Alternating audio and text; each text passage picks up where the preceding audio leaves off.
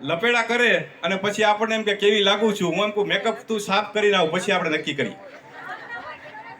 બરાબર. હવે એક બેનને ખાલી 3 જ વાળ હતા, માથામાં 3 જ વાળ. કેટલા ગણો ને તો 3, 1 2 3. બરાબર. એ બેનને બ્યુટી પાર્લરમાં જવાનો શોખ લાગ્યો.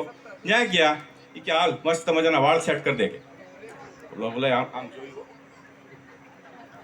એ કે બેન 3 વાળમાં મારે શું કરવું? એ કે તને કીધું ને સેટ કર કે.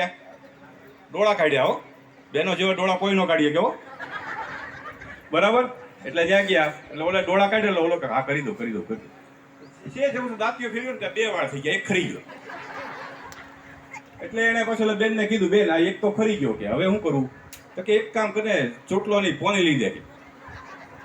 તો એ કે સારું, એ કે મોટું પકડતા કીધું, વળી પાછું દાંતીઓ ફેર્યું, પાછો દાંત ખરી ગયો, એક વાળ પાછો ખરી ગયો, એક જ રહ્યો.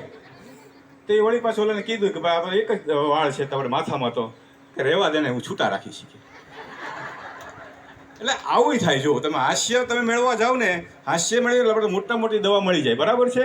હવે આમાંથી ઘણા જેને કહેવાય બહેનો તો બહુ છે, બહેનોના અમુક સાસુ છે એ હારા હશે કે નહીં? સાસરીજી બધાના મોઢા ઉપર સ્માઇલ નથી હો, સાસુ હારા છે એનું પૂછું છું. હે સાસુ તમારા બધાના હારા છે? હારા હોય તો હશો તો એ સાસુના માનમાં હશો.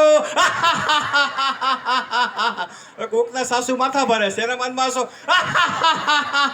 એ ભલે માથા ભરે હોય, આપણે હસતા રહેવાનું છે. બરાબર. પછી કોકના નણંદ છે એ ભાભી કરતા ચડિયાતા હોય, ભાભી કરતા નણંદ ચડિયાતા હોય, એવો હોય કે નહીં? તેના માનમાં હશો. ચાલો એ